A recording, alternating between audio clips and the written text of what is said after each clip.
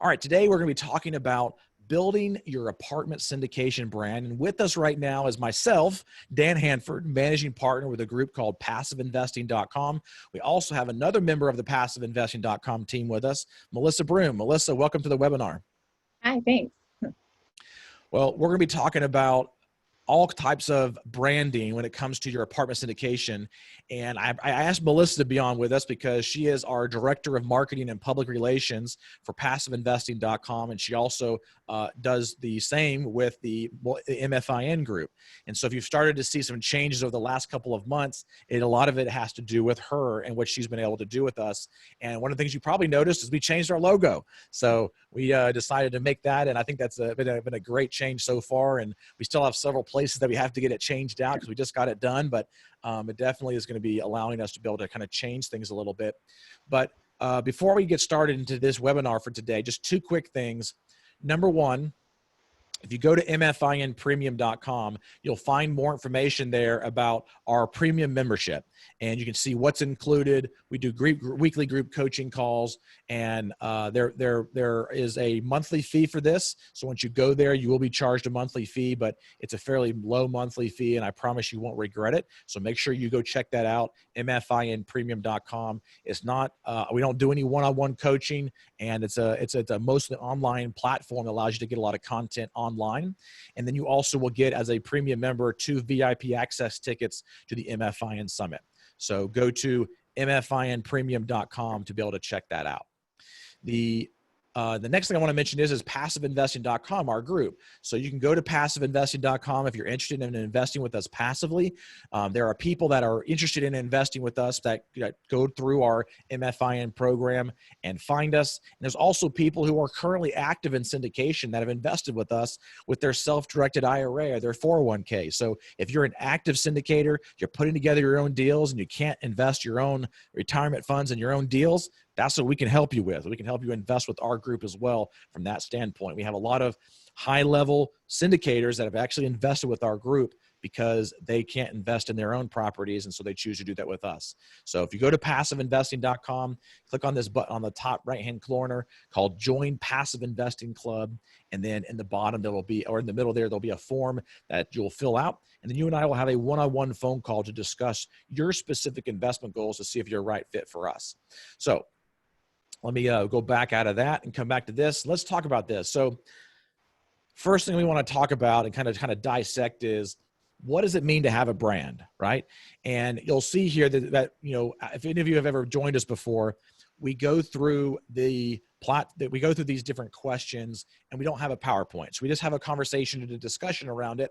And as we're going through this information, if you have questions, make sure that you write them down, or not write them down, you type them into the chat box or the Q&A box, wherever you want to type it, and we'll answer questions for you, because today's webinar is really going to be about trying to get a lot of information and questions for you that we can answer for you as well. But we're going to get it started by asking a couple of questions and answering those. So the first question is, what does it mean to have a brand? It's one of those things where when you're small, it's hard to start thinking about the brand, because when you start to talk about true brand building, a lot of businesses like Starbucks and McDonald's and, you know, a lot of these like Apple and Microsoft, they have, you know, multi-million-dollar budgets just to like put their brand out in front of the public so it is recognizable. But so you don't want to be spending that money and that time, that energy doing that stuff. But there are other things that you can do that will help you build your brand that aren't going to cost you millions and millions of dollars. But one of the first things that you have to do when you're building a brand is you have to understand your customer avatar, the person you are trying to reach. And the very first thing that's in the syndication space you have to understand is, who is your customer? So for those of you who are live on here, I want you to use the chat box here, and I want you to tell me, who is your ideal customer? So type it in right now and tell me who you think your customer is. Let me take a second here. We got one answer, got two answers. Anybody else want to answer? Who is your, okay. All right. So all of these are great, great, great answers, right? All of these are related to one thing, and it's the investor, right? And Winston here mentioned, tenants. Tenants in the apartment syndication are not your customers. Now, you can't have the apartment syndication without the residents or the tenants, but truly, when you're buying the business of the apartment complex, they are the customer of the apartment complex, right? Which is what you're investing in. But for your apartment syndication, your ideal customer is the investor, right? That's who your number one priority is too. And so as you start to build out that brand, you have to do something to attract those people. Now, some of you went in here and said, private network of real estate investors or successful businessmen, busy executives, baby boomers, high net worth individuals. And all those are great because they're getting down to the specifics of the type of an investor that you're actually looking for. And so you have to make sure you build your brand around that particular person. And some of you are putting in here some really good specifics where you're saying, my customers are 30 and 40 years old, who are professionals in accounting and finance space, who make 150K or more a year. That's great, Lisa. And that's more of an avatar, right? So that's really getting granular on that brand and being very specific on who your ideal customer is, who that customer avatar is, and who you're trying to attract. But being able to make sure that you build a brand that encompasses that person is very important as well. And so the reason why that's important is because the more you can speak to a specific audience, the more you're going to be able to penetrate deeply in that audience as well. I have a good friend of mine that is a dentist, and I met him through this whole apartment syndication stuff, and he's put together an entire branding around reaching dentists, right? He has a podcast that is all about dental wealth and dental, freedom and financial freedom around dentistry. And so he took his skills and his knowledge around dentistry and put it into that kind of program. You see a lot of people doing that with accounting. You do that. You see a lot of things doing that with, physicians and networking and groups and things like that. But you have to be able to build that brand around that particular audience, and it could be that particular avatar. Another reason why that's important to be very specific is because you have to know their pain points, right? You have to know their pain points and how to actually reach them with your brand as well. And one of the things that you can do that with is to be able to actually find those people based on their pain points. So if you know a dentist if you are a dentist or you've been in dentistry or you've trying to reach dentists, you know what their pain points are. You know that they hate having to go into the office every day and see 15 patients an hour and work with the hygienists and the staff and all of those kind of, struggles that they have, right? Business owners, right? People who are retired, these baby boomers, Chris, this is great, right? Because you can now reach these baby boomers who maybe want to invest in self-storage, or they want to invest in multifamily, or they want to invest in real estate in general, but they don't want to have all the headaches either, right? Plus, they're getting ready to be their baby boomers, so they're getting up into age, and so they're thinking about what's going to happen when they pass away. And you could be that legacy wealth building path for their future generations as well. So let's change things just a little bit. I'm going to bring Melissa in here, and I want Melissa to kind of talk through a couple of the beginning steps that it's going to take for someone to really build out their brand, because we've talked about brand and kind of things like that. But what would you say are some of the beginning steps someone should take in building a brand? Yeah, so like Dan said, the first thing you need to do is pick your demographic. That demographic could be broad, or that demographic could be small, like dentists, like he was talking about. But it doesn't have to be that specific. You can just say 30 to 60-year-olds living in the United States, making X per year, and so on and so forth. So make sure that demographic is set when you get started, because that will really help as far as advertising and where you choose to advertise moving forward. And you can use that as you create your brand. You'll keep that in the back of your mind throughout the next couple things I'm going to mention. So once you really get to know who your demographic is, your avatar, you want to name your company. So I see this a lot now that I've been working with Dan, and a lot of A lot of companies have very similar names just because that's what the industry is. So you really want to make sure that you set yourself apart with a name. Um, do a thorough Google search, and maybe there is something similar, but make sure that you don't have similar branding to that name. So you set yourself apart. You don't want to, if you just want to make sure that there's always something that makes you unique. So if your name is going to be the same as somebody else who's operating out of the town just next to you, or in the same space as you, or has the same dentist client, customer, investor that you're looking at, then that's not going to be helpful for your brand. One thing I want But to from mention there, here yeah. too, I'm going to interject just a little bit here, Melissa, about this kind of USP, this unique selling proposition. In building your brand, this unique selling proposition is something that's going to make you stand out, right? So this is going to make you different. And I'll give you a couple of things that we do at passiveinvesting.com that kind of makes us stand out to other people. And it'll help you kind of think about what you need to do in your business to make you stand out. So everybody is always, one of the top questions that I get on my investor calls, because I do investor calls every single, week, is, what happens if the next recession comes, or there's some sort of a downturn in the economy, how are you mitigating that damage? And I always go over two things with them.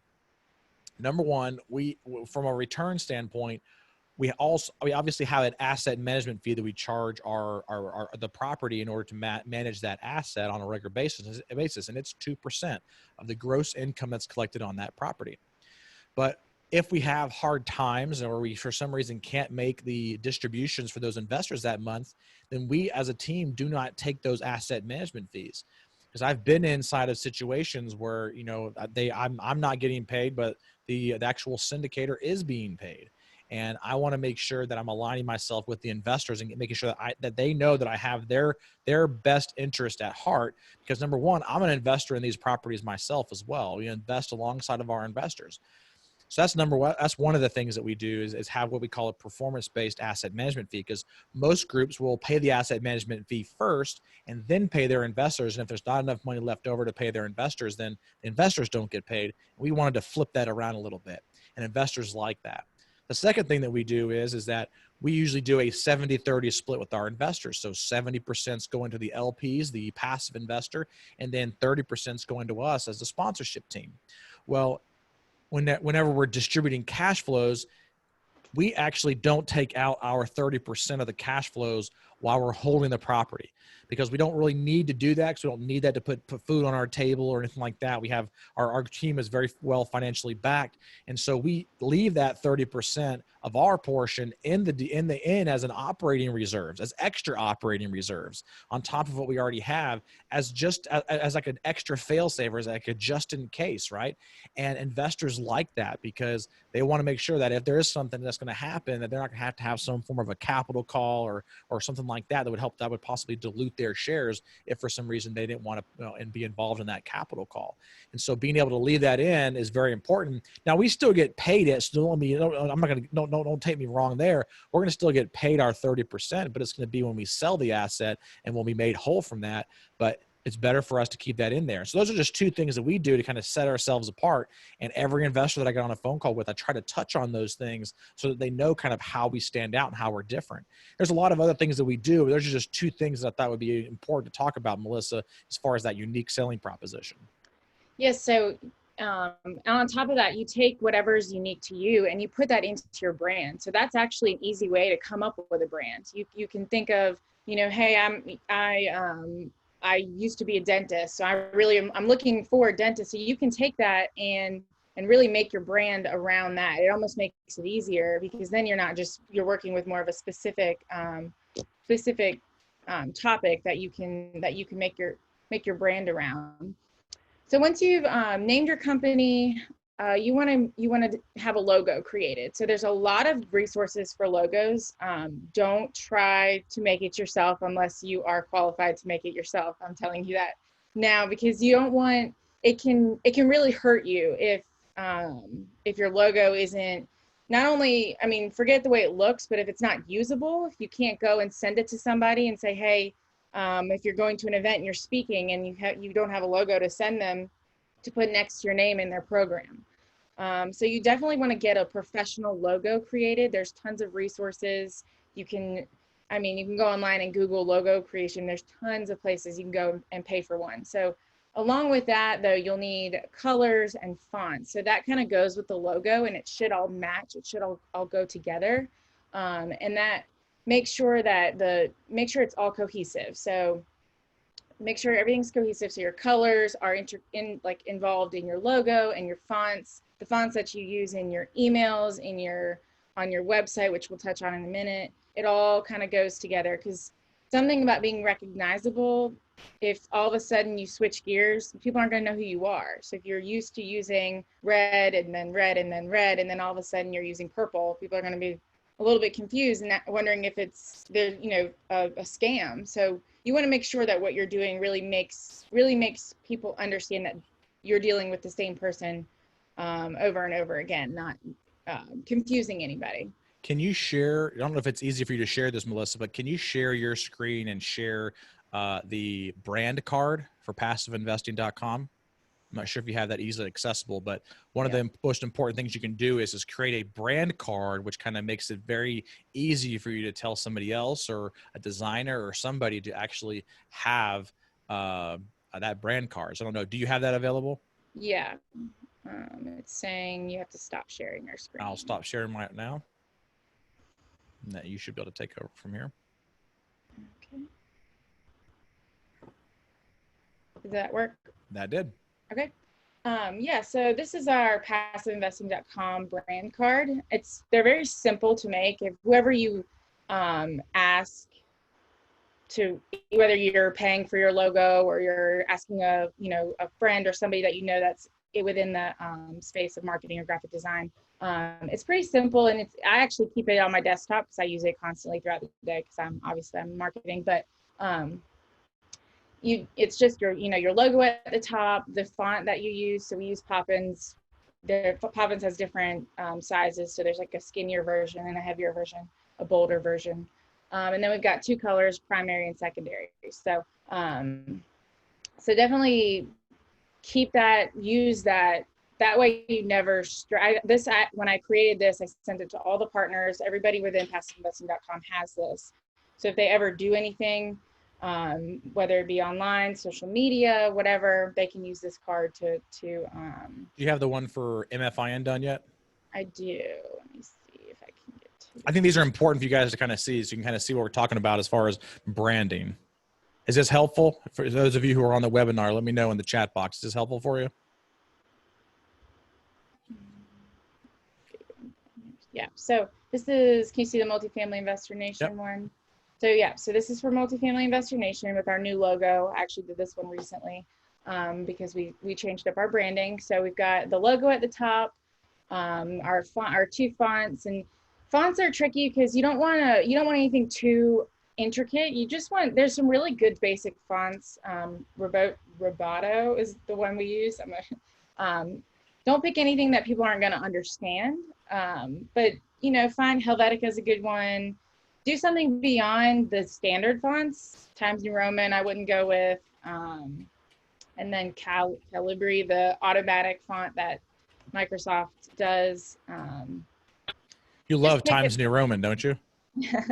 I hate basic fonts. I think pick a pretty Calibri. clean Calibri or whatever. Yeah.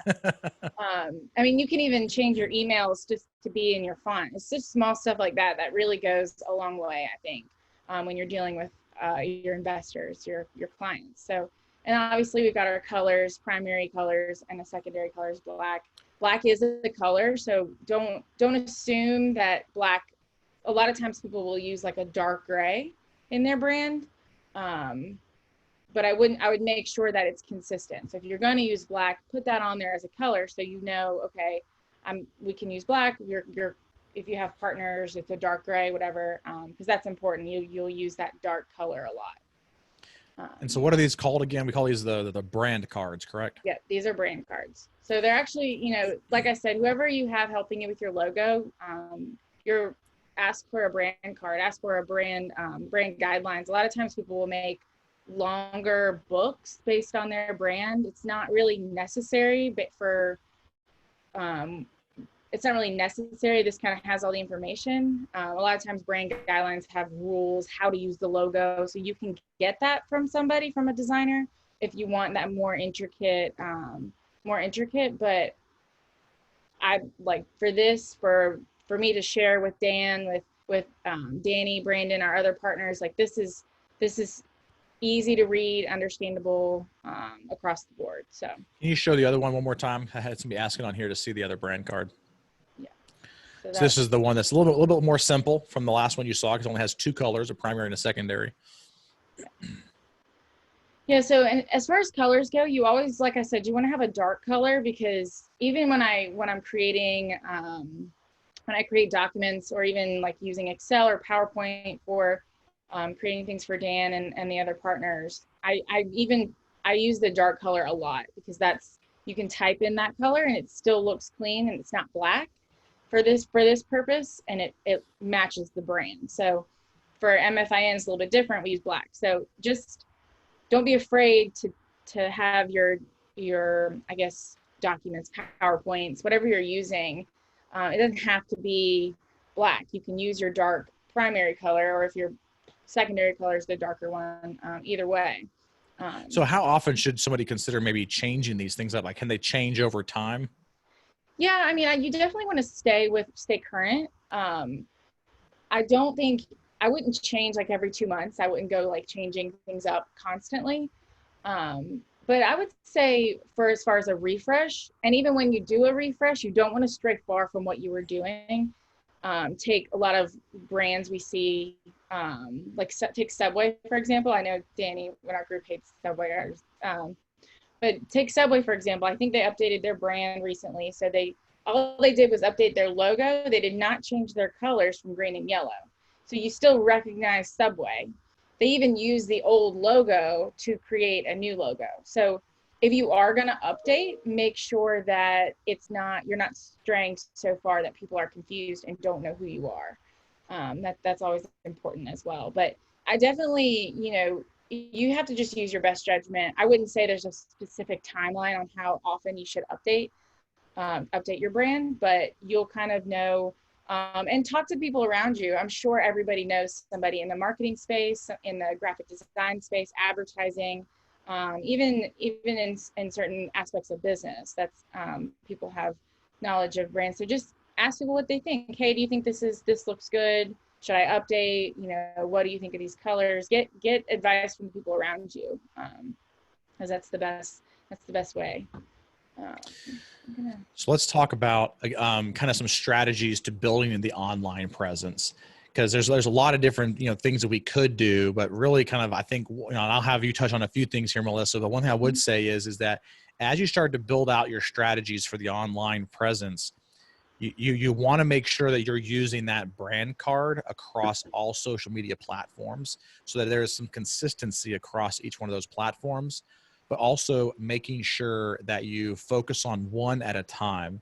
I see a lot of people trying to get into all of them at the same time, and they don't really do a very good job with it. But if you have a good audience on Facebook, or maybe you're starting off and you have no audience at all, pick one. Pick LinkedIn or Facebook or Instagram or Twitter, and just go deep with that one. And once you get that one built out and you have a solid presence there, start to go and focus on the next one and the next one and the next one. So those are a couple of my tips that I wanted to share there, Melissa. I don't know if you had a few extra ones you want to throw in. No, I mean, the thing, the social media, people don't be afraid to be personable and approachable. That's what I think Dan does a really great job about that, just making it conversational. You want people to interact with you on social media. Don't be so formal to where people are afraid to comment on your posts or on your page. And really try to hype up engagement, especially as you're building your brand. Get people talking, ask questions. That's a great way, especially on Facebook and LinkedIn, you can ask questions and let people comment. Don't be afraid to let things get a little bit controversial. You want to keep everything at bay, but definitely ask questions, open up for comments, let people discuss, because that's how we learn. So that's a great way to use social media. And just make sure you're posting frequently. That's another thing I want to mention. Don't let your Facebook page, don't let your LinkedIn page go weeks on weeks without a post, because people forget about you. And that's a great way to remind them that, hey, I'm still here. I'm still working. I'm still operating. Here's what I'm up to. Those, updates are great. So, and then just also make sure that, as Dan said, make sure if you're going to start on LinkedIn, for example, that's great if you're just getting started. But once you get all of the social media sites up and running, make sure you're using them appropriately. So Instagram is great, but it serves a purpose. It's, if you go and visit one of your properties, posting a picture on Instagram or Instagram story, that's what that's for. Instagram's not necessarily for the conversational type of posts like maybe LinkedIn and Facebook would be. Twitter's, supposed, well, it used to be shorter. Now you can post a little bit more words, but it's just, they're just blurbs on, hey, here's what I'm up to. I like when I post, or when we post our webinars, we shoot that out to Twitter, but there's nothing more than, hey, we just posted a new webinar, go check it out. It's simple. So just make sure that you study each social media tool and use it to its advantage, because that's what those tools want you to do as well. So you'll get more visibility on Facebook if you use Facebook properly. So really do your research and dig into what each source, each platform, is used for. So I had a couple of questions come in here, and I'll kind of address some of these. So both John and Chris mentioned about different tools to kind of manage the social media platforms. And one of the tools that we use is one called CoSchedule. We use that. It's very similar, Chris, to the Hootsuite or the buffers out there, those types of things. But the best thing you can do is, if you want the best reach, is to post it yourself. I know that takes some time, but that's sometimes where you can hire a virtual assistant, or maybe schedule some time during the day to actually do it. But it does reduce the reach if you are using an automated platform, because those platforms like LinkedIn and Twitter and Facebook and Instagram, they know you're using an automated platform. So make sure that you consider the kind of balance, the back and forth of what you're going to do. One of the things I will say is, when you use something like Hootsuite that changes the URL to like their little owl.ly or whatever links, people know you're using an automated platform. And so for me, just from somebody who goes through social media every once in a while, if I see somebody who's automatically posting something, it means less to me, because I want to see that more of that engagement with that person. And if you're on LinkedIn, LinkedIn is actually better for you to post on your actual personal page and having personal posts and not page posts, because they don't really weight the page posts very much. There's very few people that probably follow your page, and so you get a lot less people that are actually be engaging with it. But there's a lot more engagement if you actually are on and posting onto the actual LinkedIn personal profile or personal page yourself. So that's what I would say about that. Anything else to add on to there, Melissa?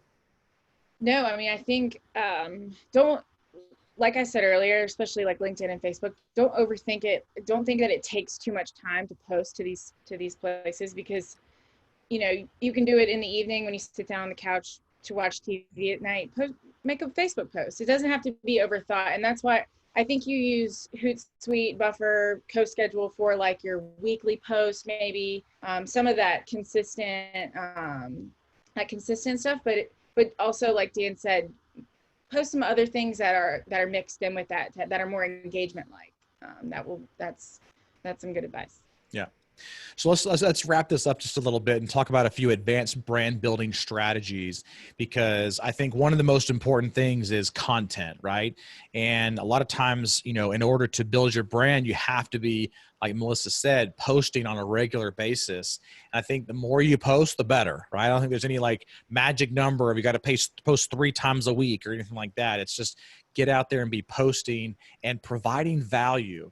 Don't just go out there and post a bunch of quotes about things. That's one of my biggest pet peeves, is going through some of these, going through my Facebook feed, and all they do is post a bunch of quotes from various people. I usually just unfollow that person as fast as I can, because it drives me nuts. It doesn't really, I feel like, I mean, quotes are good for certain things, but I feel like to really provide value, because so many people overutilize quotes, you got to be able to provide some additional content, some value for the content that you're providing. But content can be hard to create because it does take time to be able to build that content. But the number one thing you could do right now in this day and age is provide content out there on the interweb. And I'm going to tell you about an advanced strategy that we're using this week, actually. And it's the first time we've used it in this particular fashion. We've used it in a different fashion in other ways, but one of the best things you can do is provide a lot of video content and video training. And so this weekend, I mentioned it earlier, I'm going to the Best Ever Conference in Keystone, Colorado. I'm actually going to be speaking each day at the event, both on Thursday, Friday, and Saturday. And while I'm there at the event on Friday and Saturday, I've actually hired a local video company to actually follow me around the entire day on Friday and Saturday. And that the reason why I'm doing this is because if I'm flying all the way out there and I'm going to be, posting, I'm going to be, providing a lot of, having a lot of interactions with people, I can take a lot of those interactions that I have with other people and use that for content to continue to build our brand, both with the MFIN group as well as with our passiveinvesting.com group. And of course, I've already talked to the organizer of the event, and they're going to provide us with good, high quality video of our sessions that we're talking on during that event. But I want to make sure that while I'm there, for one, I'm going to have some of my investors that are there that have invested with us, and I want them to be able to give me some good, solid, testimonials that I can maybe use for our website and some of the things that we do for passiveinvesting.com. And then also be able to talk about them and their story about how they got into investing in real estate, and really kind of having that conversation. But it also allows me to have a lot of good B-roll footage, which I don't know if a lot of people know what B-roll footage is, Melissa, but this will be some great footage for you to be able to have for some of the videos that we're going to be using for promotional. And so this is just another advanced strategy that you can use, and it's not that expensive. It's very easy to do, but it also kind of makes you stand out, right? Because who else is going to be having a camera following them around all Friday and Saturday? I'm going to be mic'd up. I'll have a microphone that I'll be able to give to somebody else that I'm talking to and having a conversation with somebody. And it allows us to kind of have that additional kind of credence while we're actually at the event as well. Talk a little bit, Melissa, about B-roll, because I know people are probably going, B-roll footage, what is that? And for a while, I didn't even know what it was. So what is B-roll footage, and why is it important to be getting that too? Yeah, so B-roll is actually, you wouldn't know it, but when you watch TV, you see a lot of B-roll. So B-roll is when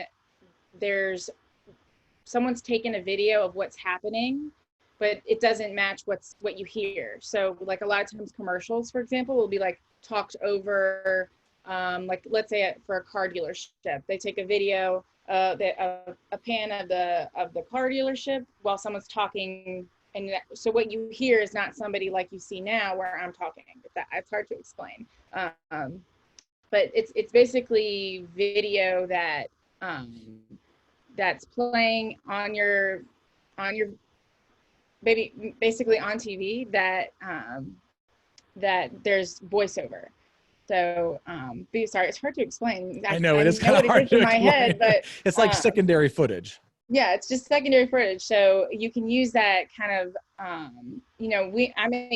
let's say I get 15 minutes of talking from Dan, but he wants an hour video. So what I would do is I would take B-roll and I would split that up. So it's not all just Dan straight talking, back to back. You see other things than just Dan talking. So yeah, so that's actually a good explanation, Matt. Of B-roll is additional filler footage. So yes, and that's B-roll, B-ROLL, B-roll footage is what that would be for. So. Yeah. Oh, Chris is asking if I have to pay for the crew to have a ticket at the event. And no, I do not. So because they're not going to be participating in the sessions and everything like that, and eating the food and stuff, so they do not. I do not have to buy them an additional ticket. Otherwise, that would have been a lot more expensive for sure. But I always ask I always ask the organizer of that event, because I don't want to be overstepping my bounds or anything like that. But they were like, "Oh yeah, no problem at all." And they said that only problem might be is people there might think that they're part of the crew for the event, but they're not. I'll have them be they're only going to be my crew following me around. So, and at this event, when I say crew, it's not like it's going to be like 5 people with like lights and cameras and all this kind of stuff. It's going to be one guy with a camera and a light box and microphones. And, so it's not like it's going to be anything too crazy or fancy, but it'll definitely allow us to have some additional content after the event that we can use to be able to continue to, post content on a regular basis and use some of that additional footage for B-roll as well. So, well, let's open it up for questions. So if you guys have any questions, we're kind of at the end here, or we'll have a few more minutes. If you have any questions about anything we've talked about so far, kind of an overview on building your apartment syndication brand. And there's obviously a lot of different avenues and areas that we could go into regarding, starting a podcast and a YouTube channel and, building that authority platform to be able to make yourself, well known into what you are trying to get into as far as your apartment syndication niche as to where you're going. But if you have questions about anything, would love to be able to answer those questions right now. And I don't see any coming through right now. A lot of you are probably sitting back thinking, there's a lot of information that we provided in this webinar today. I have a lot to think about. I have a lot of things that I need to go do. One of the things you can do to find somebody that can help you is being able to go to upwork.com and posting a job on there for someone to help you from a design standpoint, right? It can help you be able to create these the actual brand cards and the logos and all of that kind of stuff as well. So Katrina's asking here, do you suggest waiting to build your brand until you have a team solidified? I would say no. You need to go ahead and start building that brand now, because one of the things that I did when I got started is I built my brand and then my team followed it because of the brand that I was building. And so it's important for you to really kind of have that down, because it'll attract people to you to be able to continue to build your team. And when we say building team, we're not talking about property managers and attorneys and insurance people. We're talking about people that can help you as partners in your actual syndication business. Anna's asking, is it better to post on your personal Facebook page or create a business page and post there? Do you have any thoughts on that, Melissa? I would say both, if that's an appropriate answer. So you want to make sure, or create business. Now, as far as personal Facebook pages go, if you're a very controversial person, that's fine. And you can use your personal page, but just know that you may or may not deter somebody from speaking with you. So I guess if you are going to use your personal Facebook page, make sure that it's not overly controversial. That is one tip I would say, but definitely use both. You want to connect with people. I know a big part of finding investors is creating relationships with those investors. And I mean, social media is a great way to create relationships. Obviously not the only way you want to do that, but, and make sure that you're active. So if you have an investor that you're friends with on Facebook, make sure you're liking the pictures of their kids, the pictures of their vacations. I mean, all that stuff, it goes a long way. People post on social media. I've heard this a couple times in my life, but for validation. So if you're one of the people who give them that validation, that's what they're looking for. So don't be afraid to interact. So I would say the answer to your question is both, but make sure that when you use them appropriately. So like I said, use your business page, use your personal Facebook page to kind of create relationships with those people, and then use your business page to post more things that are related to the business and that are more topic specific, I would say. So I have a lot of questions that just came in, and I know we won't have time to get to all of them, but I will answer a few of these here. So one thing that I have coming in was from Niraj asking, can you speak to some of the best practices you utilize in your website? I think it's really well done and would love to learn more. So one of the things that I'll point out, and I'll bring it up here on the screen from our apartment syndication business, this passiveinvesting.com. One of the things that you'll notice is that anywhere that you go on some of our internal pages, there is the right-hand column has the form for somebody to join the passive investing club. So I don't want them to have to always click on the button up here, but I want this to always be ready and in front of them so that they will fill this form out and it's always available to them. I don't want them to have to click away to do that. So even if you go inside of, one of these properties that we're looking at, the right-hand side will actually, well, it's supposed to, I'll have to get that fixed, but the right-hand side should actually have that thing, that little, sign up form on the actual page itself. If you go to the strategy page, it's on the right-hand side as well. So wherever they are, they're sitting there and they're going to be able to fill in their information right there. We're in the process of building out this knowledge center, which we haven't finalized yet. We just started this last week, actually. But you can see on the, well, again, we just started building this out. So there's a few things that are kind of a little bit hinky on it, and messed up. On the right-hand side, you want to make sure that you have that form. So every page they can make it, they land there. And the reason why it's important is because they might be Googling you and finding this article, and they're going to read this article, but I want to make sure it's right there in front of them to be able to do that. So make sure that you have that form, and that'd be one of the number one things I would do is just always be thinking about, you got to be able to build your team. I mean, you got to be able to build your investor database. And the only way we were able to get to, over 400 investors on our those are active investors. So those aren't people that have just went to the website and filled out the form. Those are 409 plus active investors in our properties. But every single month we're getting between probably say 80 on the low end, upwards to about 106, 107 new investors coming through our website every single month. And a lot of it has to do with that brand building.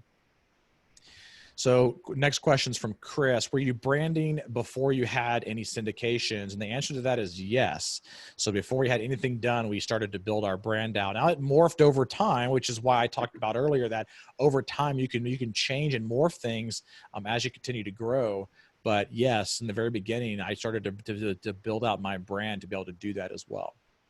Well, we're out of time. I really hate to cut it off, too quickly, but there are lots of really good questions on here. And for those of you who are our premium members, love to be able to answer those questions even more on the MFIN premium program. So if you haven't done it yet, make sure you go to MFIN premium.com and fill out that information. I'd also encourage you to go to our website for our podcast, right? Because we have a podcast that talks about multifamily and people closing deals. And so here's a link to all of those different places. Thank each one of you for being on here. Yes, Henry, this is recorded, and we usually try to get it out within a couple of hours or so after having the webinar done, and we'll send out an email about the next one coming up as well. What's the topic of the next one, Melissa?